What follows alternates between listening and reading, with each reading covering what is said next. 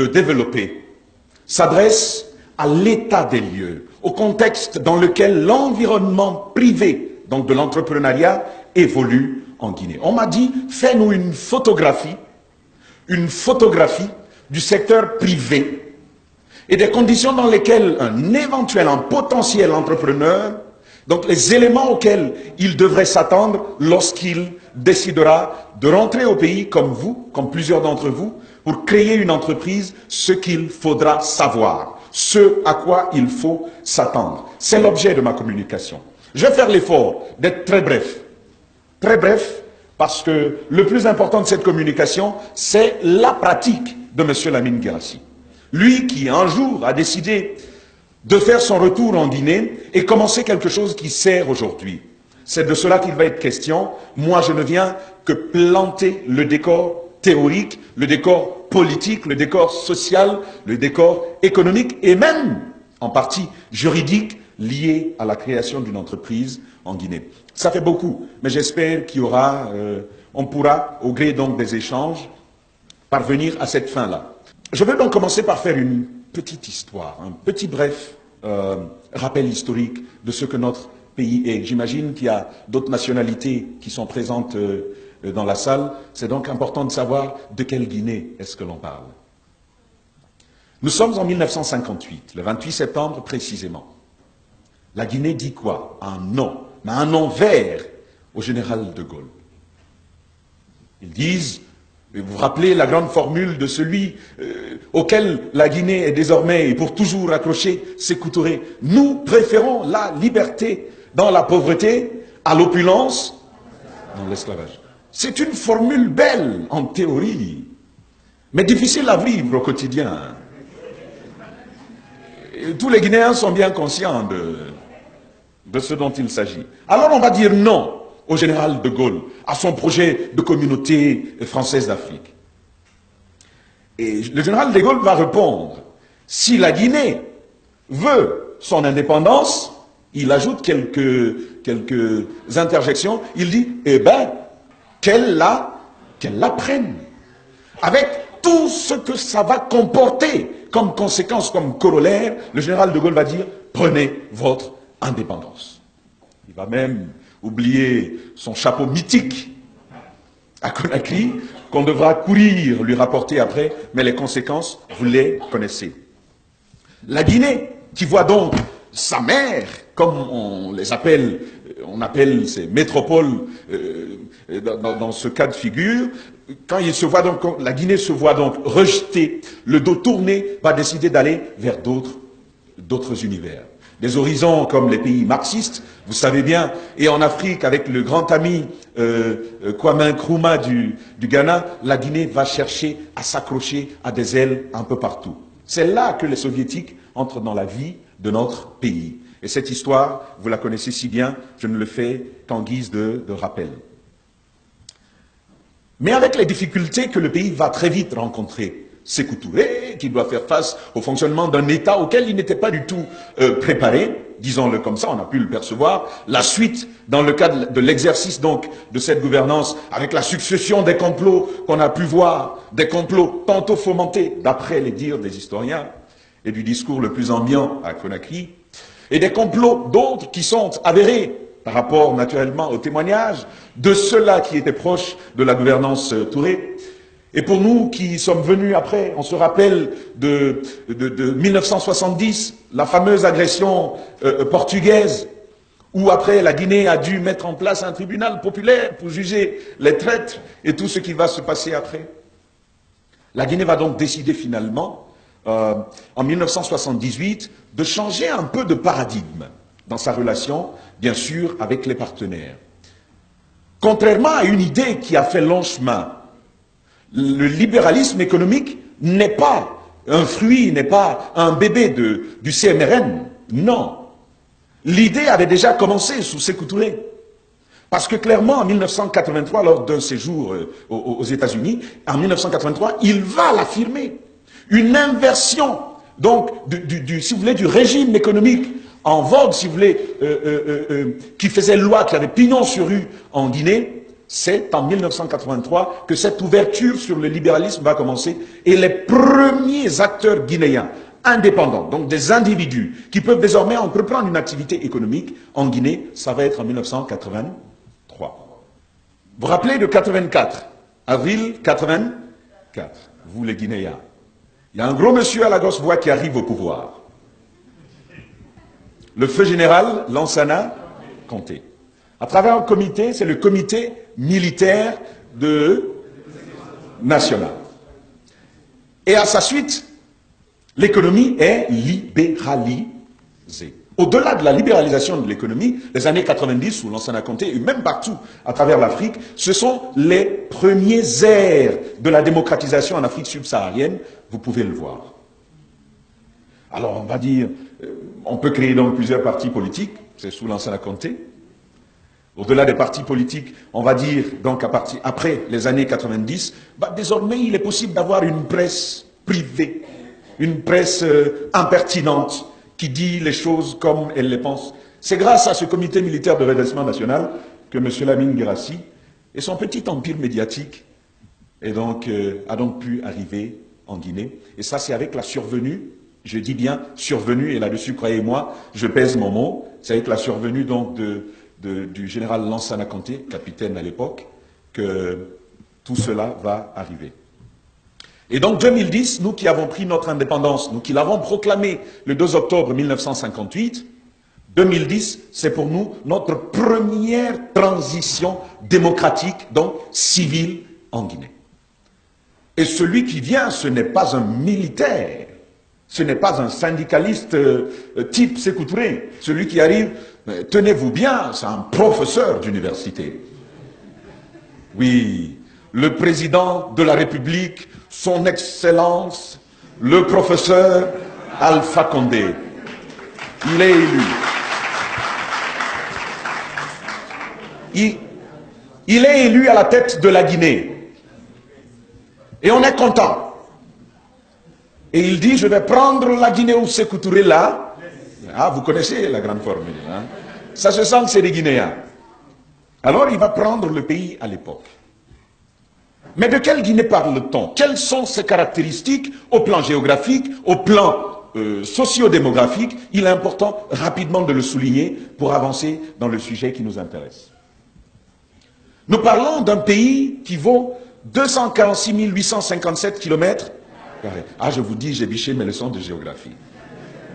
Mais à 2016, parce qu'il y a un recensement dernier, à la faveur des élections présidentielles dernières, il y a un recensement en 2014 qui fixait la population guinéenne à autour de 12 millions. Même si certains disent que c'est un recensement politique, c'est les chiffres officiels que nous avons.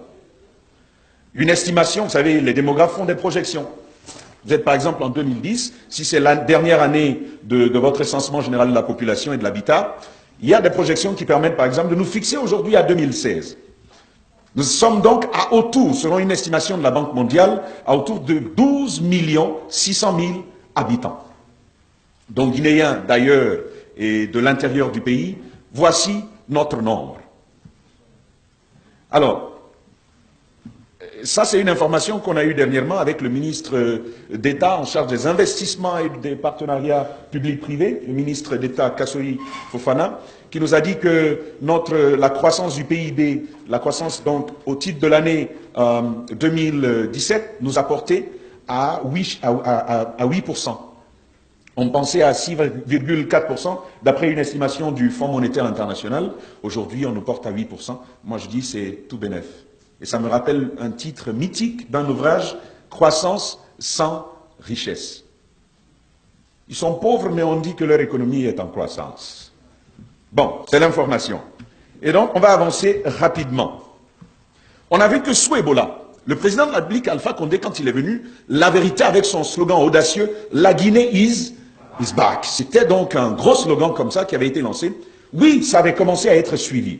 La preuve, quelques mois après sa prise de fonction, on va voir que la Guinée, avec le point d'achèvement PPTE, tout ça, on a tous acclamé, des investisseurs qui commencent à revenir. Il a lancé la guerre contre les conventions minières qu'on a eues dans le flou. Nous, journalistes, c'est vrai, on le critiquait, mais on a dit, ah, tout ça, c'est prometteur. Et 2013 arrive. La faucheuse, Ebola. Ebola arrive en Guinée avec tout ce que vous savez. Ça décourage, ça rapporte du froid aux investisseurs, tout le monde prend du recul. On dit, mais on a envie de venir, mais chasser d'abord Ebola. Alors l'économie et toutes les entreprises, je dis bien toutes les entreprises, je ne parle pas de l'État, l'État en a souffert, mais toutes les entreprises en ont empathie, clairement, à cause de la survenue d'Ebola. Il y a un rapport très intéressant de la PIP que vous pouvez trouver sur le siège, sur le site de la PIP, qui revient sur les difficultés des entreprises sous la période d'Ebola. Mais au-delà de cela, la Guinée, qui a dû asseoir son économie par une politique qui est actuellement très prisée du côté de Sékou Touré, les mines. Alors, le cours de nos produits, donc de nos minerais, en l'occurrence de la bauxite et du fer, bon, le fer qui est en perspective, l'or, tout cela chute un tout petit peu entre 2014 et 2015. Mais il faut dire que depuis un certain moment déjà, l'économie de la Guinée est en train de reprendre du poil de la bête, comme on dit là-bas dans notre studio. Mais c'est plus, c'est encore plus dans les chiffres parce que vous pouvez le voir, ça n'a pas pour autant changé votre condition d'étudiant aujourd'hui. Depuis les indépendances, vous avez un per diem de combien? Ah, ils connaissent leur per diem, hein, l'ami, il faut bien noter ça. Ils ont donc ce pécule-là qui arrive 50 $, ça n'a pas vraiment changé? Ah, donc ça reste toujours la même. En Guinée, après Ebola, et je vais vous le dire, la situation s'est aggravée parce qu'une enquête téléphonique, c'est une forme d'enquête, une enquête menée téléphoniquement sur 2500 ménages en Guinée après la période d'Ebola, qui a été financée par la Banque mondiale, permet d'attester ce que je suis en train de dire. La situation est un peu plus aggravée aujourd'hui. La baisse du revenu, parce que sur les 2500 ménages qui ont été questionnés, à la fois dans vous permettez que je prenne un peu de temps? Merci beaucoup. Donc, dans les espaces ruraux et les espaces urbains, 30% de baisse du revenu, 30% constaté sur les revenus des Guinéens, donc de ces différentes localités, a été constaté grâce à cette enquête téléphonique qui avait donc été commanditée par la Banque mondiale. Le taux de chômage également, qui était de 8% en 2012, en vient à 16% en 2015. Donc, à la fin d'Ebola, il y avait un peu plus de chômeurs. C'est un taux qui a doublé. On a pu le constater sur les ménages questionnés. Alors, vous allez voir une chose, si vous remarquez très très bien, depuis un certain moment, en tout cas à partir des chiffres, même si je n'oublierai jamais cette mise au point du docteur Ousmane Kaba, à moi d'ailleurs, il avait donné des chiffres, et moi j'ai dit non, au-delà des chiffres que tu donnes, il y a des réalités qu'il faut expliquer aux Guinéens. Il me dit oui, Tamba, toi tu aimes expliquer les chiffres, les statistiques, moi j'aime dire les statistiques. Il y a donc une très belle nuance sur ce que je vais dire maintenant, par rapport à ce contexte économique, au contexte politique qu'on va naturellement aborder. Quand vous parlez d'entrepreneuriat dans notre pays, c'est absolument nécessaire que vous en parliez, c'est la question des migrants.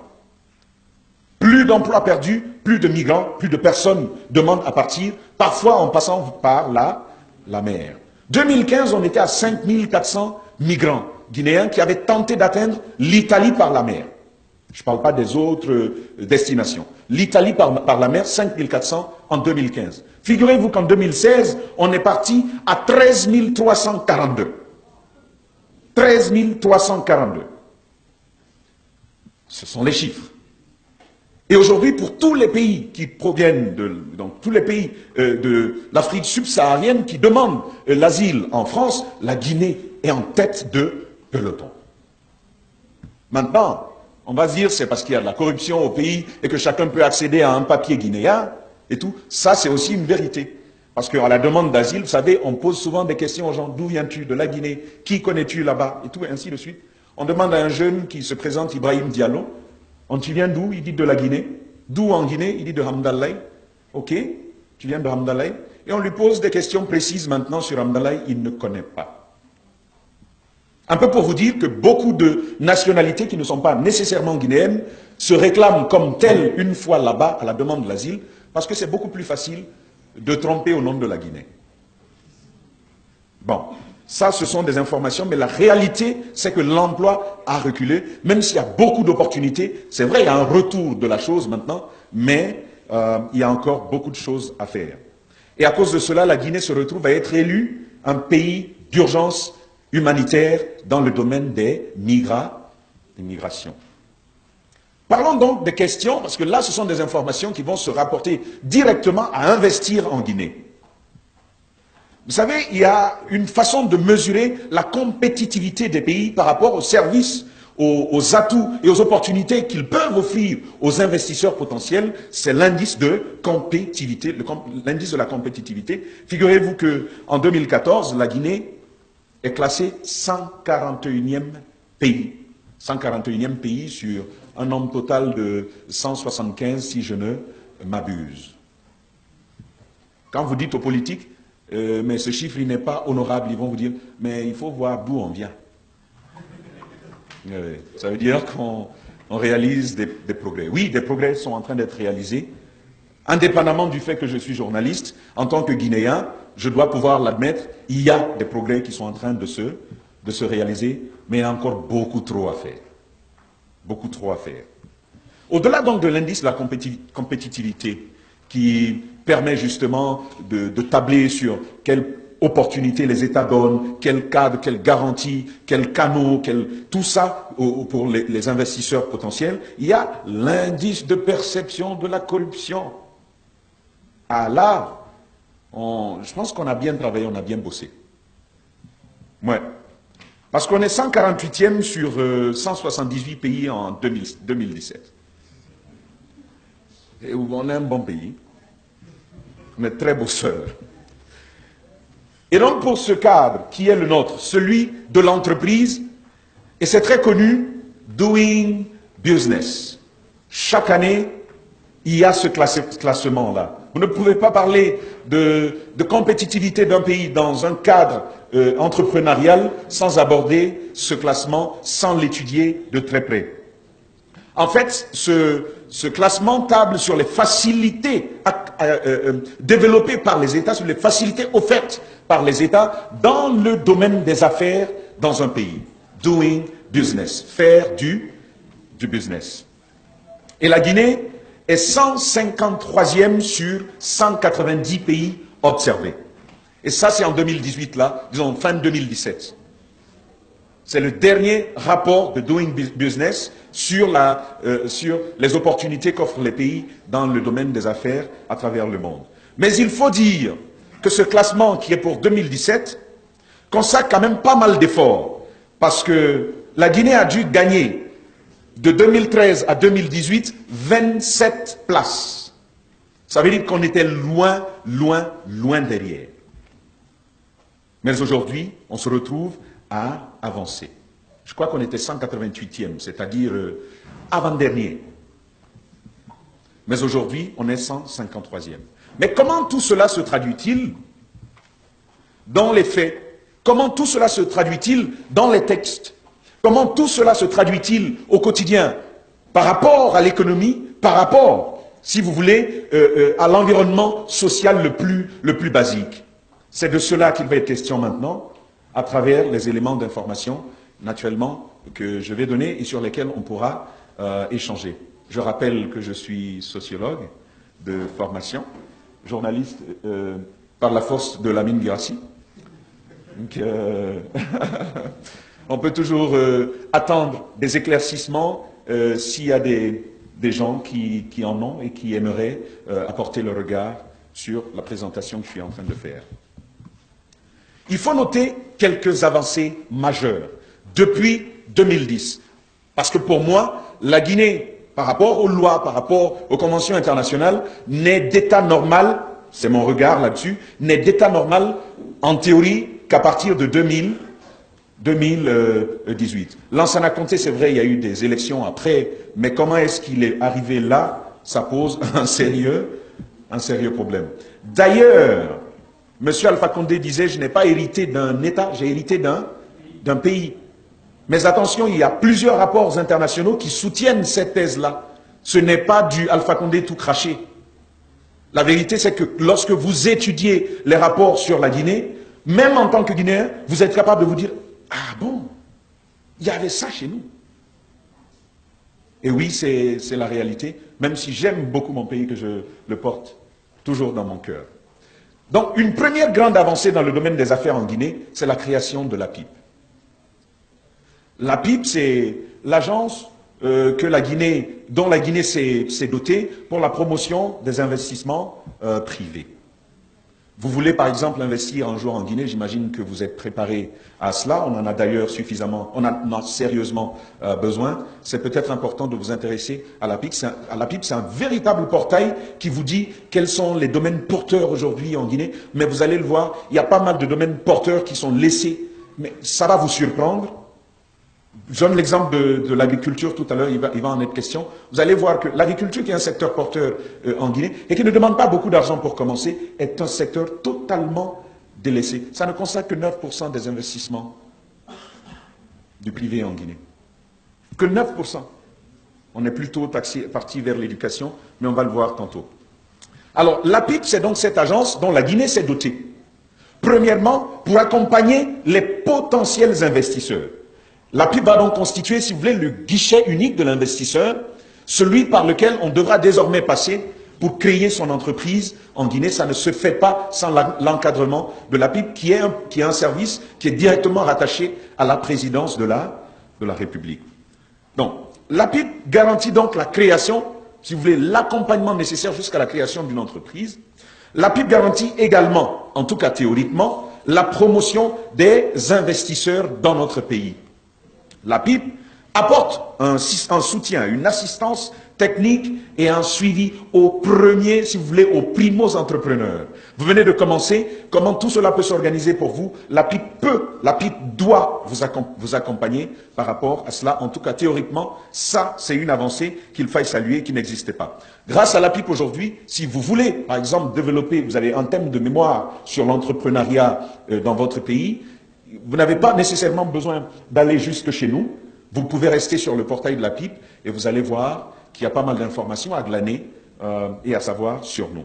Je vais aller très rapidement. Alors, il y a donc, ça faisait partie d'un des chevaux de bataille du président de la République, que la Guinée puisse se doter d'un, si vous voulez, d'un code des investissements qui soit beaucoup plus attractif, qui ne soit pas répulsif de l'investissement. Alors finalement, on l'a adopté, je crois, en mai 2015. On a adopté ce code des investissements qui apporte pas mal de mesures attractives, de mesures incitatives pour de potentiels investisseurs. Mais encore une fois, je dis, il s'agit de textes, il s'agit de théorie. C'est de cela que je parle. Par rapport à la pratique, on va le voir, il y a pas mal de choses à dire.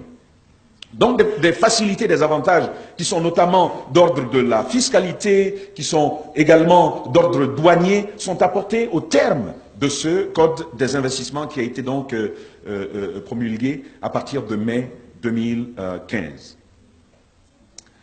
Alors, au-delà de cela, il y a des réformes en cours qui sont conduites par l'APIP également, en faveur de la mise en conformité de l'État guinéen, de nos législations intérieures, donc nationales, leur alignement sur nos engagements internationaux. Parce que c'est important. La Guinée signe des conventions avec d'autres États, avec l'Organisation internationale du commerce notamment. La Guinée est obligée de se conformer à cela, même si parfois, et ce n'est pas que propre à la Guinée, il y a d'autres États qui se retrouvent dans ce contexte où nos engagements internationaux ne sont pas toujours respectés. Quand je rentrais à l'aéroport de Casablanca, quand nous sortions là, j'ai vu d'ailleurs sur un grand panneau, le Maroc s'engage à respecter ses engagements internationaux dans le domaine de l'immigration. J'ai vu le panneau, j'imagine que vous aussi, quand vous sortez de l'aéroport. Alors ça m'a rappelé un peu ce que je suis en train de dire aujourd'hui. C'est-à-dire de la signature de ces conventions internationales à leur traduction dans les faits dans chacun des pays, il y a toujours beaucoup de choses à dire, beaucoup de choses à prendre en compte. Je vais donc avancer très rapidement, il ne me reste plus d'ailleurs qu'un petit volet. Au-delà de ça, il y a, qu'il faut le souligner aussi, la création des institutions de microfinance et des programmes d'autonomisation de la jeunesse, parce que là, on est en train de parler d'entrepreneuriat jeune. Des IMF que le président de la République nous a suffisamment tambourinés, Ça, absolument, vous avez pu le suivre au-delà des frontières guinéennes. Mais encore une fois, malgré la volonté politique qui est réelle, parce qu'il y a véritablement eu une volonté politique suivie d'action là-dessus, le petit problème guinéen fait que ça ne fonctionne pas toujours. Et de ce petit problème, on va parler tout à l'heure. Au-delà donc des IMF naturels dont on parle, il y a des programmes développés par le ministère de la Jeunesse, le ministère de l'Emploi donc de Naïté et d'Amantan, Albert Damantan Camara. Il y a des programmes qui ont été des programmes gouvernementaux, par exemple booster les talents, avec Saboutek, l'incubateur, et beaucoup d'autres programmes. Vous vous rappelez, le ministre Naïté était même passé sur nos antennes où il annonçait la possibilité pour des jeunes Guinéens d'accéder à autour de 100 millions de francs guinéens de financement s'ils avaient été retenus au compte d'un projet d'investissement, un projet d'affaires particulier. Il y avait donc cette possibilité qui avait, des possibilités dans le genre qui avaient été faites. Donc, en parlant d'institutions de microfinance et au-delà, les facilités élargies de crédit qui avaient été octroyées naturellement par le gouvernement guinéen avec ses partenaires internationaux, il s'est même retrouvé des femmes, on dit que les femmes sont sérieuses avec l'argent, elles gèrent bien, il n'y a pas de problème de corruption.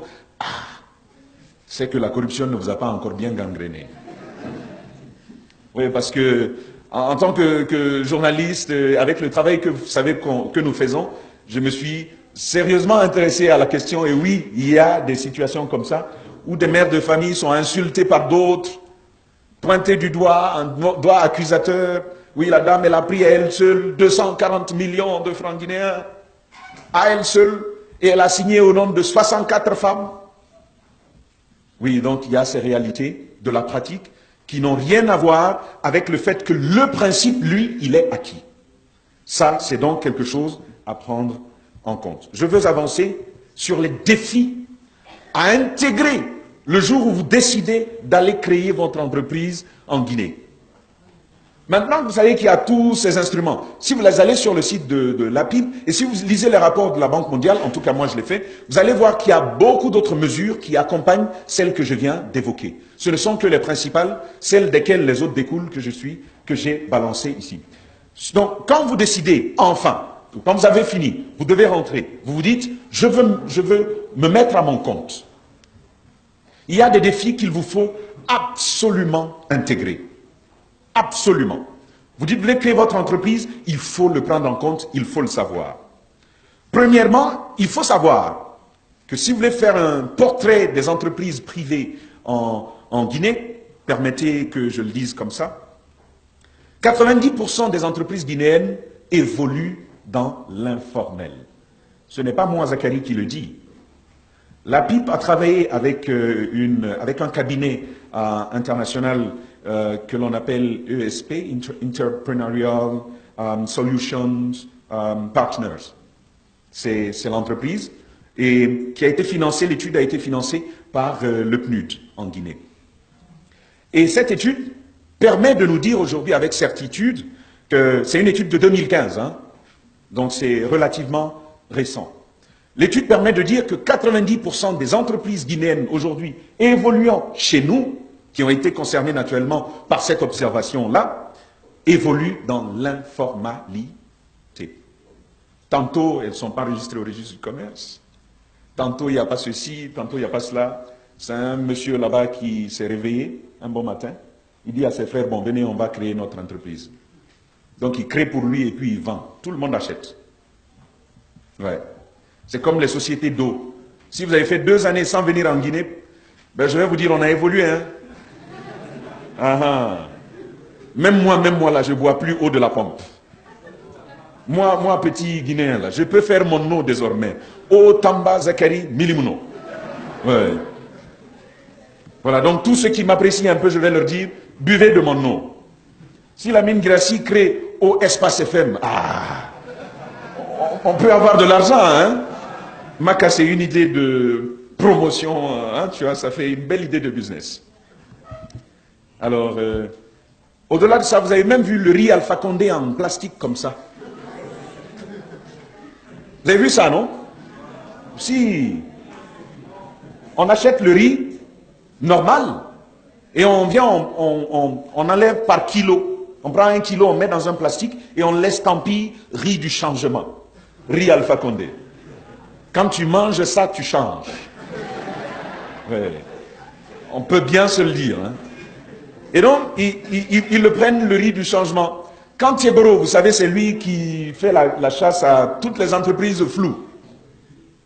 Alors, il va y le chercher. Mais vous êtes enregistré où? Il dit, ah, nous aussi, on a créé pour nous. Comme chacun crée son entreprise. On évolue comme ça dans l'informalité.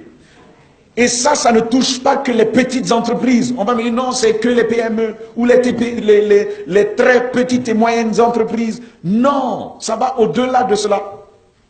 Même les entreprises à chiffre d'affaires de plus de 2 milliards.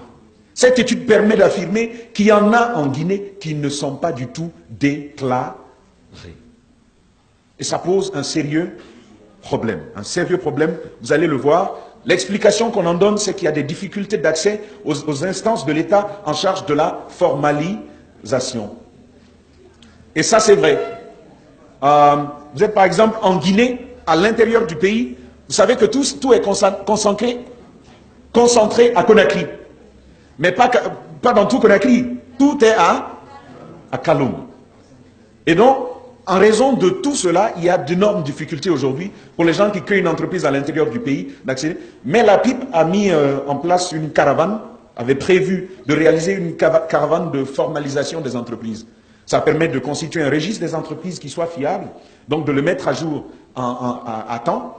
Mais ça permet également de développer une politique de suivi et d'encouragement de l'investissement à travers la Guinée. Mais comme vous savez, vous qui faites de grandes études, vous savez que commencer, si vous voulez, la maîtrise des effectifs, la maîtrise des chiffres, c'est le début de la bonne gouvernance.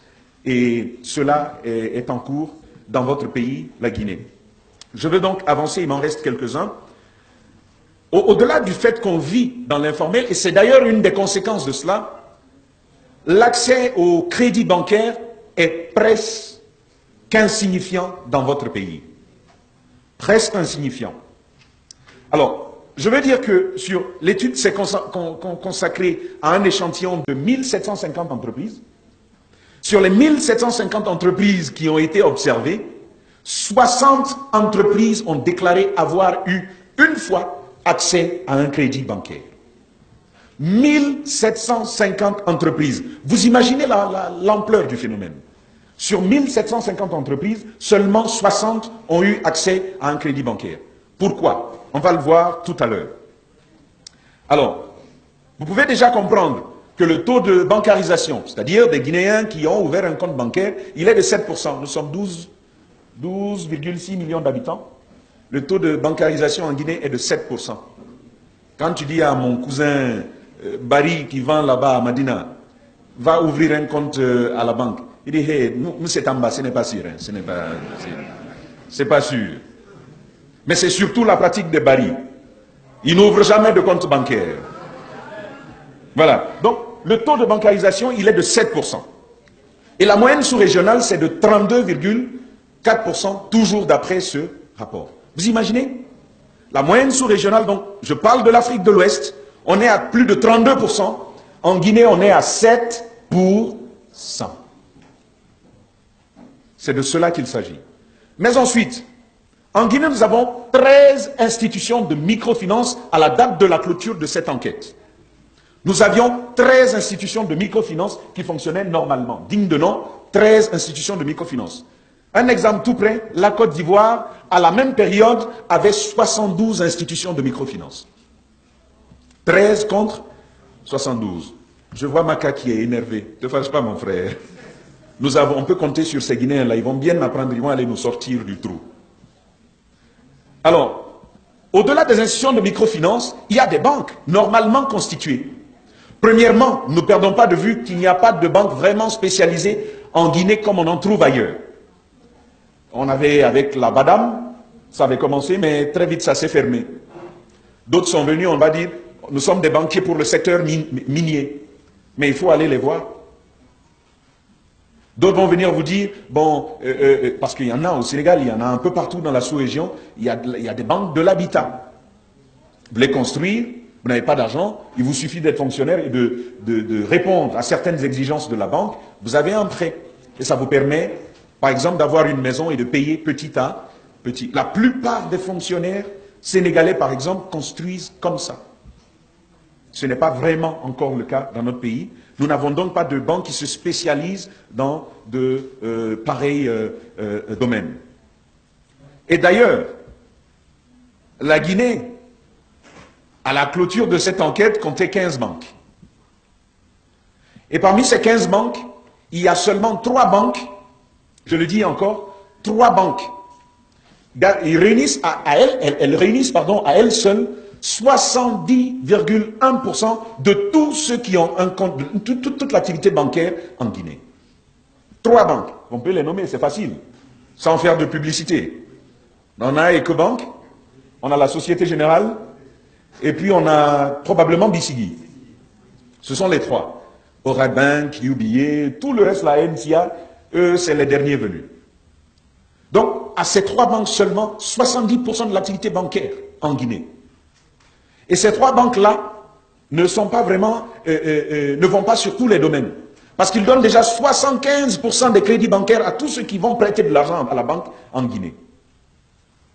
Donc, on ne peut pas s'étendre, on ne peut pas espérer que ça puisse aller différemment. Les 15 banques que l'on a en Guinée, en Côte d'Ivoire, tout près, ils ont 24 banques commerciales. Il ne faut pas attendre un gros miracle par rapport à ça. Quand vous viendrez donc réaliser votre petite entreprise en Guinée, pensez à ces éléments sur lesquels nous sommes en train d'aller. Je vais donc très vite. Un climat politique et social très peu rassurant. Ça, vous savez, hein, même si je ne commande pas beaucoup. Les manifestations se sont arrêtées pour un moment. Attendons les jours à venir, on va voir ce que ça va donner. Ah, ça a déjà repris, hein. On voit que je ne suis même pas à jour. Donc, les manifestations sont devenues le quotidien. Et chaque fois qu'il y a manifestation, vous savez ce que l'on fait. Au-delà des cris, au-delà de ceux qui manifestent normalement, il y a ces jeunes Guinéens qui n'ont pas d'emploi et qui sont fâchés contre... Eux-mêmes, ils ne savent pas contre qui ils sont fâchés. Oui. Quand vous leur tendez le micro, mais pourquoi tu manifestes? On dit, non, tu sais, en tout cas, nous, on est là. Comme ça. Ils savent même pas contre qui et pourquoi ils manifestent. On a des cas comme ça au pays. Et je n'exagère pas. Ce n'est pas que j'exagère. Hein. Nous avons le micro-trottoir à Espace TV. Et oui, on pose des questions aux gens. Oui, toi, pourquoi tu es dans la rue? Ah, c'est mon ami là, il est mort hier. Mais il est mort de quoi? Il faut quand même le savoir avant de sortir. Bon, le climat politique et social qui n'est pas rassurant. Au-delà de tout ça, ils nous ont conduits tous à parler de l'ethnie. Même si tu ne veux pas parler d'ethnie en Guinée, tu vas parler de l'ethnie. C'est devenu un débat intéressant. Sincèrement, quand tu fais un débat sur l'ethnie, tout le monde va suivre. Pendant que les autres disent, bon, on va faire des... Là, je vois parking souterrain, comme j'ai vu en France. Et une de mes remarques depuis que je suis arrivé, c'est de dire aux Guinéens, j'en ai parlé avec vous, et avec d'autres personnes, j'ai dit, mais vous vivez en France, vous? Parce que ce que j'ai vu là-bas, là, c'est la même chose. J'ai vu ici. Peut-être que quand je rentre, je vais dire aux Guinéens, hé, vous là, immigration, allez au Maroc. Allez, la France, il y a la mer à traverser, c'est compliqué. Mais là, il y a des accords historiques entre le Maroc et Sékou Touré. Allez au Maroc. Quand on vous prend à l'immigration, là-bas, à l'aéroport, vous dites, hey, je suis l'arrière-petit-fils de Sékou Touré. Et on va vous laisser passer. Le complexe de la capitale. Sur 2000 entreprises qui ont été questionnées dans le cadre d'une étude récente, parce qu'elle date de 2015, 2000 entreprises qu'on a pu observer, 1500 évoluent à Conakry. 1500 évoluent à Conakry. Quand vous voulez développer une entreprise, je vais vous dire, chez moi à Gekedou là-bas, on demande des entreprises. Allez développer un petit truc là-bas et ça va vraiment, vraiment fonctionner. Des secteurs porteurs qui sont en jachère, je le disais tantôt. L'agriculture, par exemple, je le disais, il n'y a que 9% des investissements des entreprises qui interviennent dans l'agriculture. Que 9%. Pendant ce temps, l'éducation concentre 21%. On veut produire des richesses, d'accord. Et j'aime bien qu'on produise du savoir. Mais produire de la richesse, aller faire de l'agriculture. Ça peut être très intéressant parce que c'est facile et ça peut vraiment fonctionner dans notre pays. Je veux, avant de terminer, rappeler cette expérience que j'ai eue au Niger. Parce que c'est un pays sahélien, mais très chaud. Je passais j'avais ma tablette et je passais les images de Facebook de la Guinée avec des amis qui étaient venus me rendre visite à la maison.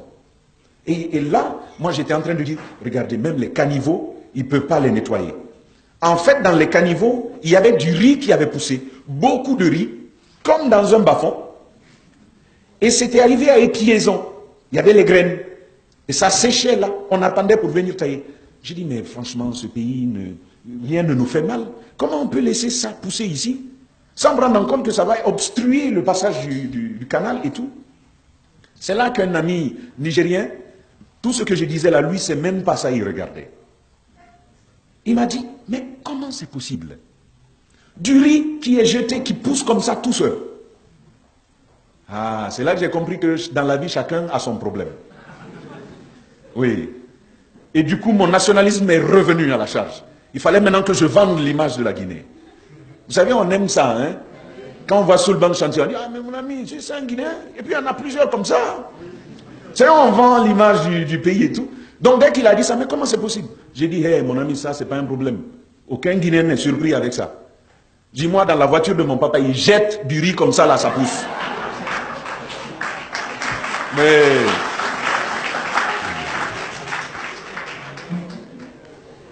oui, et je lui ai dit ça, et ce n'est pas faux, parce que j'ai quand même grandi au champ avec mon père de 0 à jusqu'à l'université. Et oui, dans sa voiture, du riz pousse. C'est vrai, c'est vrai, c'est vrai. Dans sa voiture, du riz pousse. Quand il transporte du riz pour le marché, et qu'il y ait quelques graines qui restent, il se suffit d'une petite goutte d'eau pour que le riz germe. Oui. C'est pas un mensonge. Et ça, c'est mon pays. Même dans les voitures, le riz pousse. Donc, on peut s'intéresser à de tels secteurs. L'agriculture, aujourd'hui, ça porte. Je vous donne une idée. Ça peut peut-être vous aider. Avec mon ami, on entreprend quelque chose. Bon, il n'était pas au courant, je vais t'informer. Hein. Parce qu'il sait beaucoup de choses de moi. Alors, avec mon ami, on entreprend une petite activité. On investit 6 millions de francs guinéens. Ça fait combien en dirhams ici? 6 000 dirhams. On investit 6 millions. Sur le maïs de Kindia, là, on récolte 36 millions. Oh oui. Vous avez dit waouh, quoi? À Conakry, il y a du jus waouh. Quand tu bois, tu... Donc, c'est une possibilité. On peut développer des secteurs comme ça qui peuvent porter. L'élevage porte. Faites des œufs, faites du miel, faites ce que vous voulez. Vous savez ce qui se passe? On prend du miel guinéen, on vient l'estampiller miel, j'ai pas envie de dire de nom, mais je sais que c'est comme ça. On les estampille avec le nom d'autres nations qu'on va revendre, et plus cher. Parce que nous, on ne conditionne pas, on n'en produit pas pour... et on ne réfléchit pas à comment le commercialiser. C'est un peu tout ça ce qui est en train d'arriver dans le pays. Ah, il y a de grands défis aussi, les défis infrastructurels et logistiques. Quand vous devez créer votre entreprise, il faut prendre ça en compte. Les routes sont un véritable problème. Les questions de technologie, c'est aussi un problème. Il y a quelques mois, on était à Dakar, toute l'équipe des grandes gueules et des équipes de la régie et du groupe en général. Ils étaient à la 4G. Nous, on est à la... Ah, mais c'est déjà quelque chose. La fibre optique, ils sont encore en train de l'installer. Depuis quelle année? Ça continue? Non, non, non. On nous a annoncé ça depuis la Guinée is back. Donc il y a tout ça, ça reste des défis à prendre en compte. Les défis énergétiques, l'eau et l'électricité, ça reste un véritable problème. Si vous devez créer une entreprise qui va demander par exemple de l'énergie, il faut l'intégrer. En tout cas pour le moment, il y a de véritables efforts que le président de la République est en train d'abattre là-dessus. Même si je suis journaliste, je dois le reconnaître. D'ailleurs, pour cela, je le reconnais. La première chose, c'est l'énergie, donc avec Swapiti, avec Kaleta qui est déjà réalisé, Amaria qui est en cours, Garafiri qui est en entretien. Et tout ça, ça existe. Il y a des projets, ça reste quelque chose à souligner, mais de grands efforts restent à faire. L'eau, c'est du tour-tour. Tour-tour, vous savez la musique, hein. Même là-bas, il y a tout. On gagne aujourd'hui, la SEC nous dit, ah, tenez-vous bien, économisez, parce que demain, vous n'en aurez pas. La corruption et les lourdeurs de la machine administrative. La corruption. Je n'ai pas envie de m'attarder là-dessus, parce que vous savez, Et vous savez que je sais aussi. Il y a des étrangers parmi nous. Donc je vais m'arrêter. Et pour terminer, il y a des pesanteurs sociologiques sérieuses à prendre en compte. Vous voulez créer votre entreprise, c'est la famille d'abord. Vous voulez créer votre entreprise, c'est l'ethnie d'abord. Pense à tes parents, mon ami. Parce que le jour où ça n'ira pas, c'est tes parents qui vont venir. Vous connaissez ce discours, hein? Ouais. Donc c'est ainsi résumer ce qu'il y a à dire sur le contexte. Pour terminer, donc, je veux en ayant bien sûr, je garde à l'esprit que vous avez pu prendre en compte un certain nombre de contraintes qui sont les vôtres. Et la question aujourd'hui, c'est comment fait-on, dans un tel contexte, marqué par, avec les débuts par exemple sur Espace, marqué par l'inexistence de l'État au départ, dans un contexte où le climat social et politique ne s'y prête pas, où le climat des affaires est davantage rendu ardu par l'absence de système de financement des initiatives personnelles et privées, dans un contexte où les pesanteurs socio-démographiques ne vous permettent pas d'aller très vite de l'avant. Comment fait-on pour réussir? Comment fait-on pour sortir la tête de l'eau? Comment choisissons ces hommes pour réussir son projet d'entreprise? Comment se tient-on face à toutes ces difficultés-là? Pour tenter de répondre à ces questions, mesdames et messieurs, moi je vais aller m'asseoir tantôt. Lamine Guirassy sera là pour vous. Je vous remercie.